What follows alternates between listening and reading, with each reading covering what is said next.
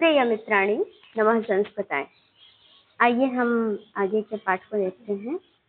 हम सभी यहाँ तक 12 नंबर तक श्लोक पढ़े थे। एक बार श्लोक वाचन करते हैं। उद्गलित दर्भ कवला मृग्यः परित्यक्त नर्तना मयूराः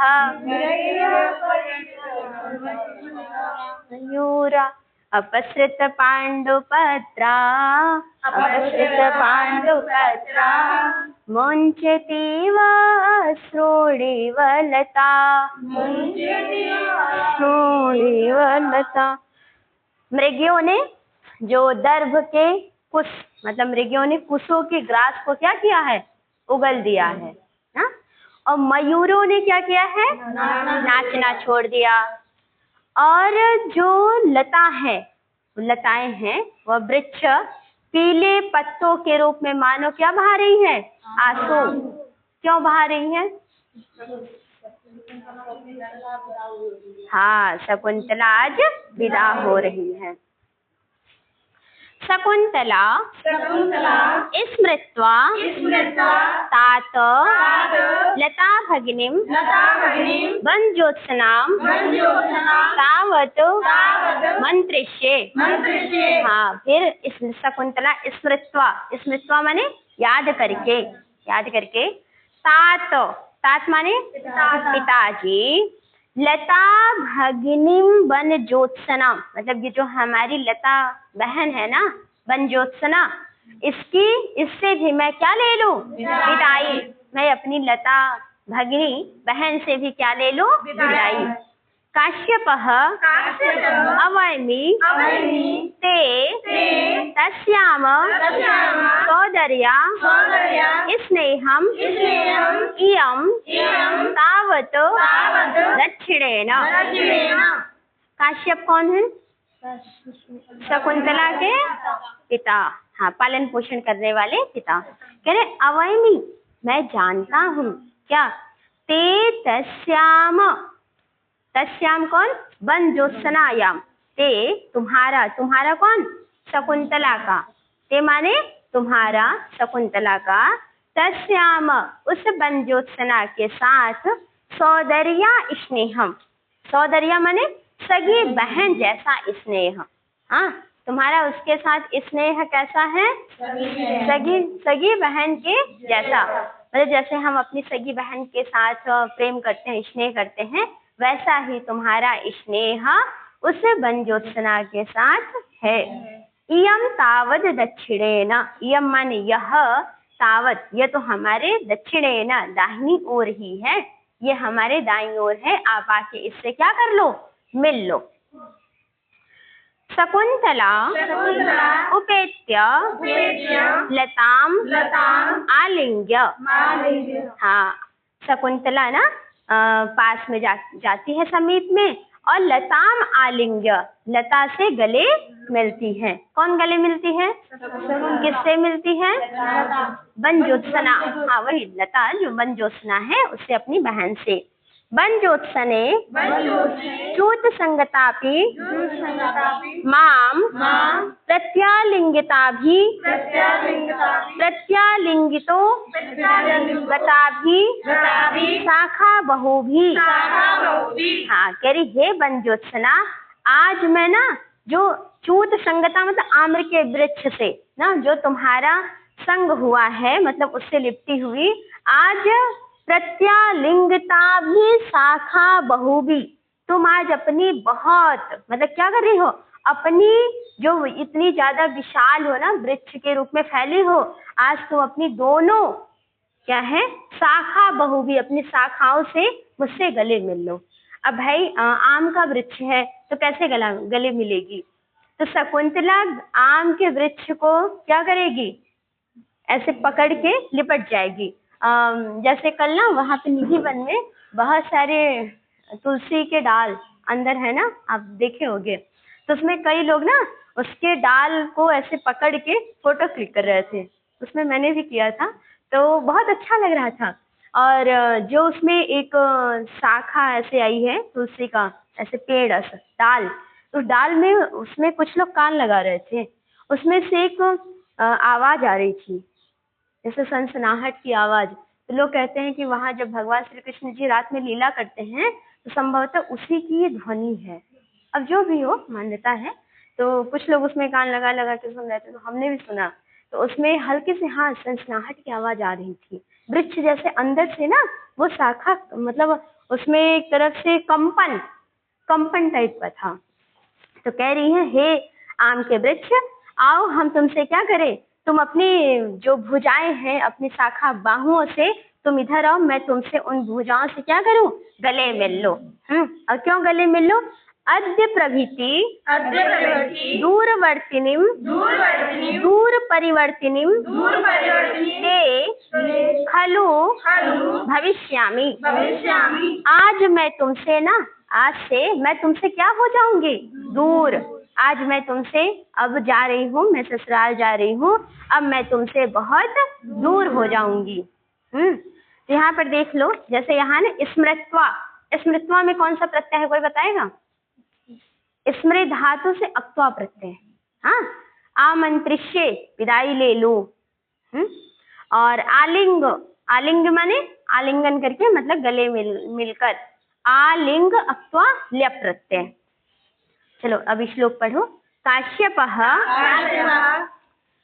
संकल्पितं प्रथममेव मया तवार्थे, संकल्पितं प्रथममेव मया तवार्थे, भर्तारमात्मसदृशं सुकृते गता त्वं, भर्तारमात्मसदृशं सुकृते गता त्वं, चूतेन संसृतवती नवमालिकेयं, चूतेन संसृतवती नवमालिकेयम्, अस्यामहं त्वयि च सम्प्रतिभीतचिन्तः, अस्यामहं त्वयि च सम्प्रतिभीतचिन्तः।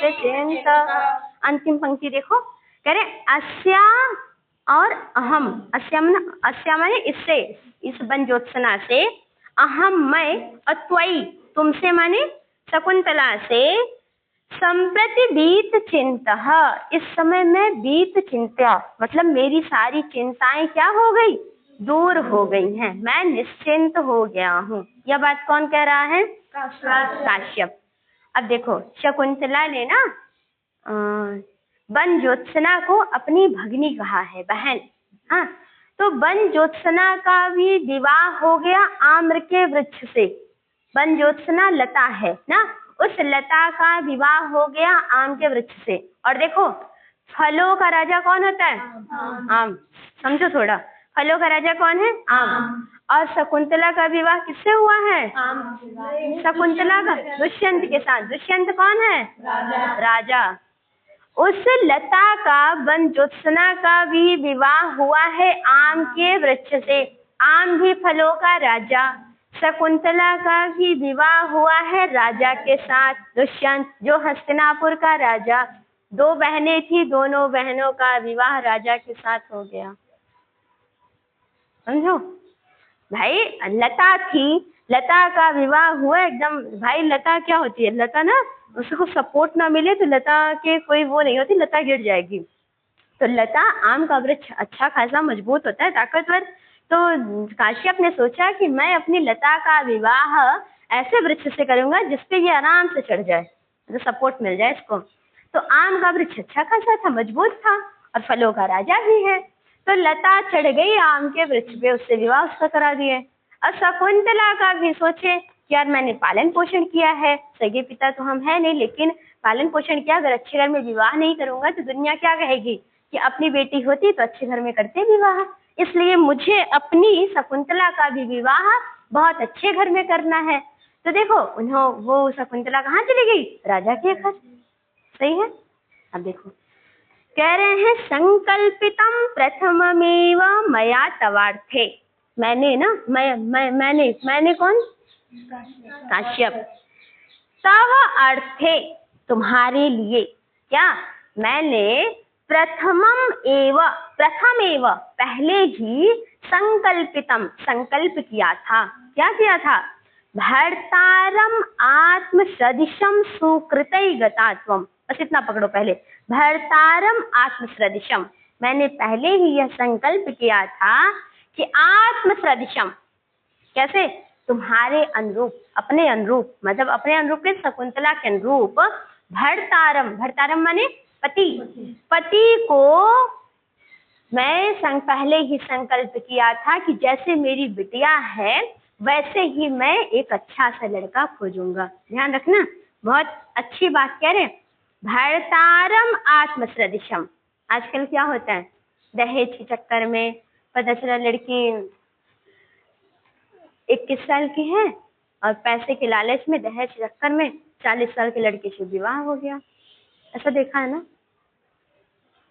और कई बार ऐसे होता है कि प्रेम में भी हो जाता है, पता चला कोई लड़की बहुत छोटी है और लड़का बहुत बड़ा है। तो ऐसे अभी एक कल छोटा सा एक स्क्रिप्ट था, उसमें आ रहा था कि कोई लड़की थी काफी अच्छी थी और लड़का बहुत एजेड था। तो नीचे सब कमेंट लिख रहे थे, दीदी क्या मजबूरी रही थी, इससे विवाह कर लिया। हाँ, तो एक कहता है पक्का सरकारी नौकरी का चक्कर होगा ना। तो ये बात बहुत मतलब कितनी अच्छी बात कालिदास जी कह रहे हैं कि भर्तारम आत्मसदृशम। भाई यदि आपकी बिटिया MA BA पास है ना और बुद्धिमान है, उसको मतलब हर चीज का अच्छा शौक है, अच्छा बोलती है, तो लड़का भी तो वैसे होना चाहिए, MA BA पास, जॉब वाला, अच्छा डील बात करने वाला, हर चीजों में कहीं कोई समस्या आए तो उसको प्रॉब्लम सॉल्व कर ले। अब पता चला कि झगड़ा हो रहा है, लड़का डर के मारा भाग गया ससुराल, उसके लड़की की ससुराल में कुछ बात हुई। अब लड़की को कहना है कि हमें पेपर देना है, ससुराल वाले कह रहे पेपर नहीं दिलवाऊंगा। अब पता चला कि लड़का भाग गया कि मैं कुछ नहीं बोलूंगा, तुम सल्टो। तो वहां सही नहीं है ना भाई, लड़के का घर है, लड़का तो कम से कम आगे आके बोलेगा कि नहीं हमारी जो धर्म पत्नी है वो पेपर देगी। अब पता चला लड़का डर के मारा बोल ही नहीं रहा। तो कम से कम ऐसा होना चाहिए, मतलब एक जो दामाद का पद है या वर है, लोग कहते हैं मतलब सामर्थ्यवान और लड़के के अनुरूप। यदि लड़की हमारी बहुत अच्छी है, ऐसे भी माता पिता चाहते हैं कि हमें दामाद अच्छा ही मिले। यदि मान लो लड़की सरकारी नौकरी में है, सब कुछ है, तो लड़का भी तो ऐसे होना चाहिए। तो वही कह रहे हैं भर्तारम आत्मसदृशम। मैं पति को ना तुम्हारे जैसे तुम उच्च कोटि की कन्या हो। भाई शकुंतला ध्यान रखना, भले जंगल में पली बड़ी है पर शकुंतला है विश्वामित्र और मेनका की पुत्री ना। विश्वामित्र ऋषि उच्च कोटि के, तो उनकी कन्या भी किसी क्षत्रिय कुल खानदान में जाएगी, किसी राजा महाराजा के घर। देखो कह रहे सुकृतै गतात्वम, ये शब्द भी बहुत अच्छा है ना। सुकृतै, सुकृतै माने पुण्यों के द्वारा, गतात्वम तुम चली गई।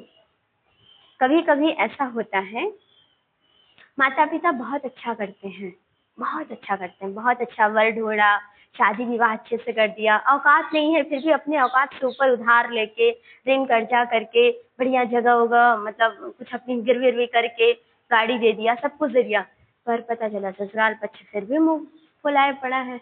हाँ, बिटिया को सुख नहीं मिलता, कभी कभी ऐसा भी देखा गया है समाज में। तो ये सब फिर अपने ना भाग्य की भी बात है ना। कभी कुछ नहीं देते लोग, एकदम गरीब गरीब जान के गरीब घर में विवाह कर देते हैं। पता चला मान लो ऐसा भी होता है किसी माँ बाप की, किसी बेटी की माँ बाप नहीं है, चाचा वाचा ने पालन पोषण किया, तो सोचते हैं कि अपनी बिटिया के लिए सब बना के रखूंगा, और जो अपनी बड़े भाई की बेटी है जो भी है उसका विवाह किसी गरीब घर में कर दिया। पर उसके भाग्य से वो जैसे ससुराल में गए, उसके भाग्य में ढेर सारा पैसा, सब कुछ, पूरा भाग्य ही बदल गया। मतलब यहाँ से उन्होंने ये सोच के किया था कि मैंने गरीब घर में किया, पर जैसे ही बेटी ने ससुराल में पांव रखा, उसके पांव रखते ही घर में समृद्धि आ गई ना। और ऐसा भी होता है कि बेटी तो बहुत अच्छा समझ के विवाह किया, पर वहां गई कुछ ऐसा हो गया कि उसके भाग्य में सुख है ही नहीं। तो ये अपने भाग्य की भी होता है। भाग्य कैसे बनते हैं? कर्म से। ध्यान रखना, भाग्य कैसे बनते हैं? कर्म से। तो यही बात काश्यप कह रहे हैं कि हे बिटिया, मैंने तो पहले ही यह संकल्प किया था कि मैं तुम्हारे अनुरूप एक अच्छा सा वर ढूंढूंगा, तुम्हारा विवाह करूंगा।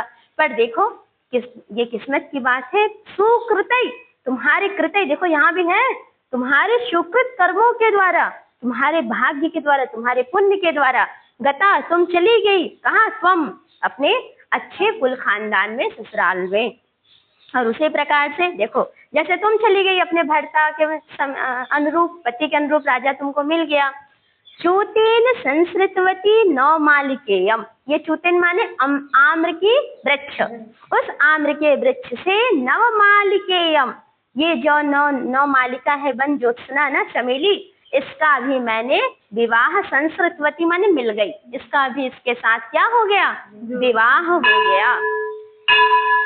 तो जब इसका भी विवाह हो गया और तुम्हारा भी विवाह हो गया, तुम इसको अपनी बहन मानती थी, इस कारण से इस समय हम क्या हो गए हैं, संप्रति बीत चिंत्य, इस समय हम निश्चिंत हो गए हैं, मतलब गंगा जी नहा लिए। ऐसे लोग कहते हैं ना, बेटी का विवाह हो जाए, कहते मैंने आज तो गंगा नहा लिया।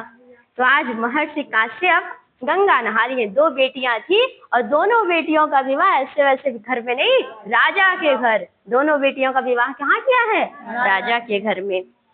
मैंने तुम्हारे लिए पहले ही जिसका संकल्प किया था, अपने योग्य उस पति को तुमने अपने पुण्य कर्मों के द्वारा, ध्यान देना, अपने पुण्य कर्मों के द्वारा प्राप्त कर लिया। यह नवमालिका आम्र वृक्ष से मिल गई, अब मैं इसकी और तुम्हारी ओर से निश्चिंत हो गया हूँ। तो ठीक है, यहाँ पे अब अच्छा प्रसंग है, काश्यप जी निश्चिंत हो गए हैं, लेकिन अभी आपको निश्चिंत नहीं होना है ना, अभी तो आपको पढ़ना है और आप भी अपने सुकृतय कर्म, हाँ सुकृतय कर्मों के द्वारा नौकरी को प्राप्त करो ना, और जब नौकरी प्राप्त कर लोगे तो आगे का प्रोसेस अपने आप हो जाएगा, इतने तो समझदार हो ही। ठीक है, नमः संस्कृताय।